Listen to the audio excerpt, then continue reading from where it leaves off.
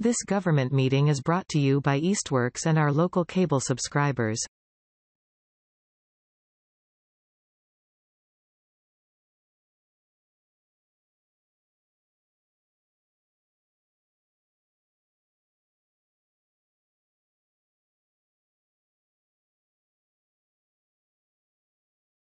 Welcome, everybody, to the Easthampton City Council Finance Committee meeting for October 16th, 2024. It's 5 p.m. Everyone's here. Let's see. Well, let's just start. Councilor Trump, great to see you back. I assume we don't have any minutes. I don't have any. I wasn't at the last 3 meetings, so I don't know. Okay. How do you want to do that? I mean, like, I was gonna ask you, do you want me to do minutes off of the rewatching the videos, or how is that typically done when somebody misses a meeting like that? When they're the note taker? I don't think there's I've seen it go different ways. We can either do that. I don't mind jumping in and rewatching some of them and doing them if you need some help with it. Okay. However you want to do it. Okay. That would be.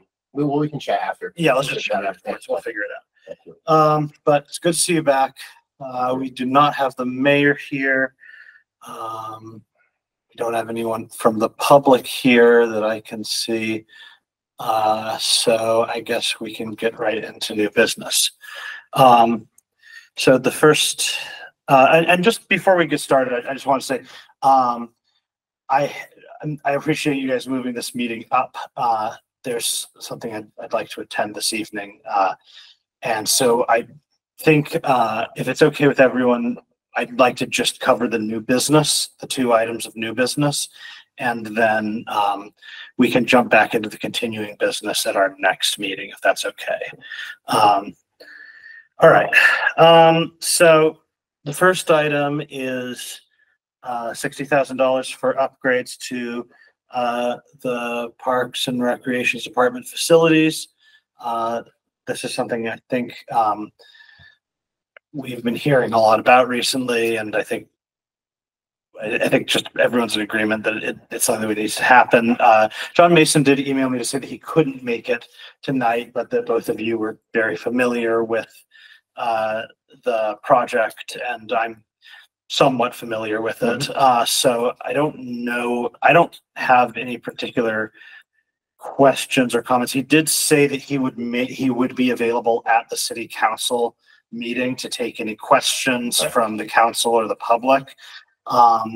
So I don't personally have a lot of, I think that this is something that we just kind of need to do, but is there any questions or comments or anything you'd like to discuss before we take a vote? If there's any outstanding questions, we can sort of make a note of them now to ask them of him at that time. And if there's anything that's really jamming anybody up, I guess we could just move this without a recommendation pending those questions. But for me, it kind of feels like it's something that we are going to have to do. That's just where I am. Just for the sake of the public, right? Lindsay, I know that you've been involved in this as well. Can you just give a little bit of context or update about what this is for? I can. Yeah. So I worked closely with John Mason on developing the appropriation for this, and we have been working with an ad hoc committee as well on how to best go through the motions of doing this appropriation too. So there is, I believe,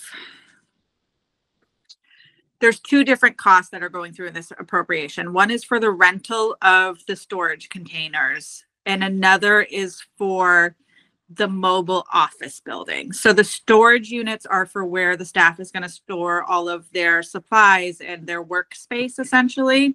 And then the mobile office unit is going to be similar to what they have right now, where John and Sam stay, and they're going to have workspaces in the mobile unit for the other Parks and Rec staff to utilize. Okay, great. And I'm sorry, Tom, not to cut you off. There's the EDM study as well too. So EDM is going to come in and do which is $30,000, I believe. They're going to do a full study like they did for the COA on the space. And because these are just storage units right now, they obviously need permanent structures there and a permanent office at some place. So the EDM study is going to evaluate the entire Parks and Rec land and see what type of building is appropriate there, what can fit there, and what Parks and Rec looks like moving forward as well. So sorry about that piece. Right. So just for anyone watching later, this is by no means, 60,000 isn't a whole lot of money. This is by no means the long-term solution to the problem, but it gives us something, to work with in the meantime, and it brings us, and some consultants to help us identify a long-term solution. Gets the ball rolling. Right. Yeah. Does anybody have any questions or? Just comment. I think it's really, I'm sad that it's taken this long for the parks to get this. I do hope with the study, I think there's some real opportunity around visioning for the park, and what the park could potentially look like, as well as how new parks buildings fit into that. And then because of that, really thinking about what do we need within the context of a building, right? And so I think that's incredibly important, not just for our employees right now who are working in, I'll just say, substandard work conditions, but also really helping the city to reimagine and to rethink and to have a vision, right, moving forward for what the park could be in terms of meeting the diverse needs of residents. I think there is a lot of emphasis on organized sport, and I think the reality is we have a lot of people who are not interested in organized sport, and so they are taxpayers. That also is their park, and so how can the study be able to bring to light kind of needs of residents? So, I am supportive of this for those two reasons. One, our city employees deserve a safe, clean working environment, and I think it's an opportunity to really re-envision the park. Yeah, I just wanted to echo what Councillor Denham said. I think this has been a long time coming. This is much needed at the park, and it has been for a while. And I also agree that I think that revisioning going into the future with the community needs, whether it be the dog park, skate park, there's a potential there, or anything else moving forward. I think it's important for us to have a vision for that, for the park, so we have something to strive towards and something to work towards in the future. So I fully support this. Okay. Anybody online have anything they want to say? Lindsay. I in no means want to throw Councillor Denham under the bus here, but I do want to give her a shout out and say thank you for her to leading the initiative on the Parks and Rec Ad Hoc Committee and helping this all come to fruition as well. It was really great leadership on her part, and it's appreciated by the city employees as feedback we've received. Great. All right. Well, I would entertain a motion to recommend the appropriation of $60,000 from general stabilization to park site improvement to the full council. So moved. Second. Motion is second. All in favor? Aye. Motion passes 3-0. Okay. The second item on the agenda is a request to increase the senior tax work-off program abatement from $1,500 to $2,000. Does anyone want to talk about this? I don't know who made the request. So President Gomez and I made that request, Okay. and so I can start, and then certainly want to provide space for President Gomez as a co-sponsor to this. I think there is the opportunity to increase the senior tax work-off stipend from $1,500 to $2,000 and the abatement. And I think this is a good opportunity to be able to support our seniors. I think there's been a lot of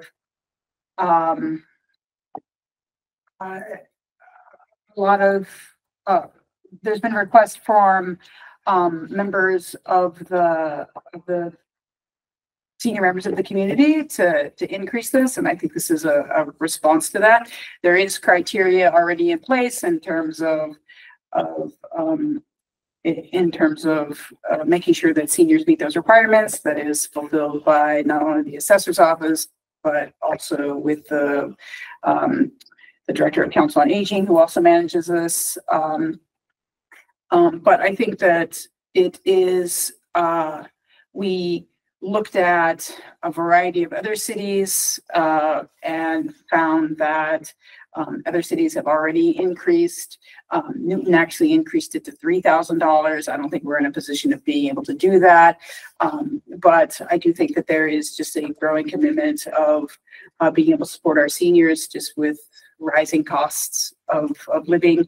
And one of the things that I think really stood out to me, I've been doing some hours at the Council on Aging, and a very generous senior gave me her thoughts.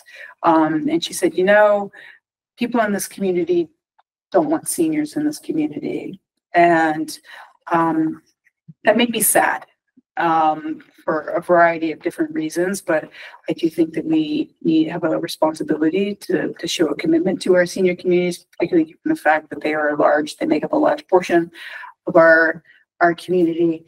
In terms of the cost of this, currently it costs $20,000 to run this particular program, and the addition of from $1,500 to $2,000, it adds another $10,000 to the cost of the program.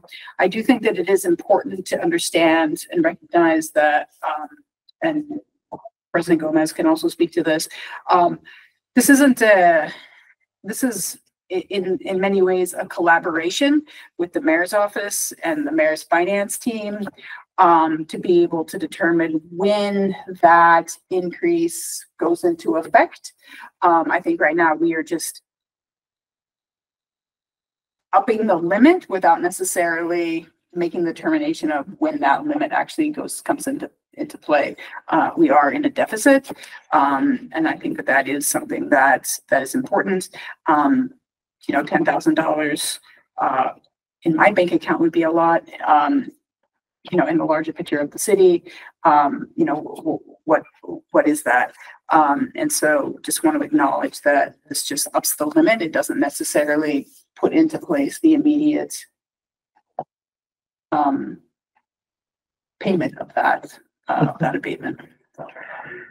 And my understanding, if I'm correct, is that when people are working, they're working for like for basically minimum wage, right? And it's getting abated off of their, like it's like an hourly rate that's getting abated off of their taxes, right? So if we raise it, what we're really doing is paying or allowing them to work more, right? You know, so it's they get more abatement, but we get more of their services. Time. Yes. Or their time. So I don't have a problem with that. And I think, you know, I've heard a lot of people speak very favorably of the help that they've received from people on this program. So, yeah, that's fine with me. Do either of you have anything, or Omar, do you have anything you'd like to say about this? Yes, thank you. First, I just want to say we want the seniors to stay in their property, right? And that's why Councilor Denham and I we are in favor of increasing this to 2,000. We don't want to put it in ordinance because we want to make a commitment with the city when the budgets are going to be tight. But the message behind it is the council is behind the 2,000 if the city decide to do it. It's really important that the world that we're living today with the economy, some people are struggling. And like Councilor Denham just said, $500 could be a lot for a lot of people. And because of that, I think this is important to do. Is a hard work for the financial team in our community, in our city, to figure it out how we can increase it to 2,000. But I know the mayor's office is in favor of it, and I don't know why any of the council would be against it. But I think it's the right thing to do. Sometimes we have to sacrifice other stuff to help people, and this is the right time to do it for the seniors. We stand up for our students, and I'm not going to say anything negative because we should be stand up for students. We have to brand new schools, but it's about the time that we have to do something for the seniors. And I think this is one of the first steps that we can start doing for the seniors in our community. Okay. This is just, I'm in favor of this. I'm just kind of curious with the idea. So the idea would be that we'd be well, I guess it's just a separate thing.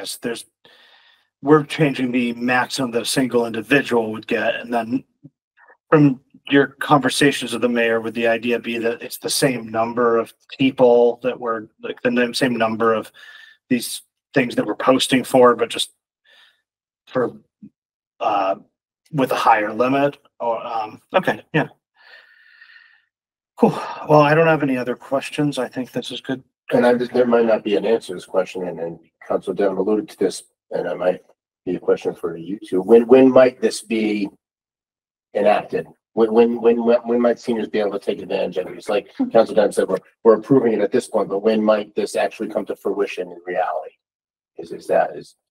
That's already set for this fiscal year. Oh, okay. Oh, great.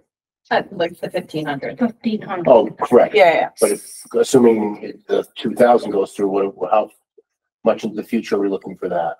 So city operates on the fiscal year basis. Mhm. This program operates on an annual basis, so it's a calendar year. Okay. So the way it works is, I think September, October, they're done with the cycle. So we're in fiscal year 25, and then November, December is the time when HR and assessor's office and council on aging works together to have people start working January 1st or January 2nd. So that cycle starts in January, ends in October. So if it's mayor's decision, if she wants to move, if you guys approve it as a city council, if it's approved by the city council and mayor also approves it to make it effective January 1st. So then the next cycle of senior tax work off would have this. Which would be January, if I understand correctly. January About 25. of 25, Okay. yes. Okay. However, budget-wise, it's going to affect fiscal year 26 Correct. because they get paid in October, November of the calendar year. So the next year, November, they'll get paid from January to October, and next year, November would be fiscal year 26. So from the budget standpoint of view, what happens is when I do the revenue calculation, there is a first category for the tax calculation. So I take the levy from the last year plus growth 2.5%. It's a standard formula. And then I have to budget for abatements and allowance. So right now I'm doing 330,000. I did it for 25 that way. In this case, if it gets approved, then I would have to do either 340 or a little bit higher, 350 or 360, depending where we stand. And that's what needs to be raised somewhere else other than the tax group. So the revenues are raised through the taxes, revenue comes from the state, revenue comes from the local receipt, revenue comes from enterprise fund or other funding sources. So that 330 or 350, whatever goes when I do 26 calculation, fiscal year 26 budget calculation, that's when I would know that this amount needs to be raised or collected from somewhere else, because that's not part of the taxation anymore. Thank you. Good. Anybody else have anything on this? All right. I would entertain a motion to increase the senior tax work-off program abatement from $1,500 to $2,000. So moved. Second. Motion second, all in favor? Aye. Okay, motion passes. So we can chat with the city about whether or not we can make that happen for this year. I hope we can. if it's okay with everybody else, I wouldn't mind adjourning right now.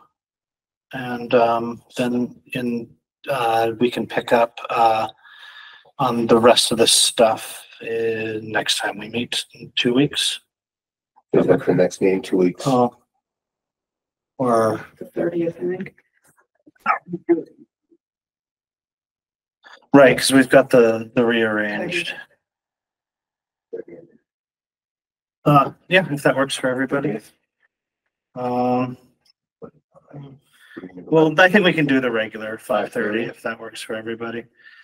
And yeah, we can discuss our the salaries and whatnot at that point, if that's okay.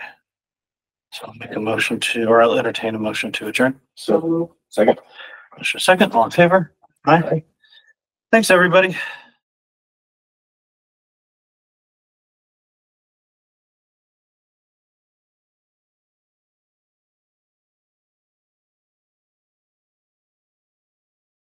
This government meeting is brought to you by Eastworks and our local cable subscribers.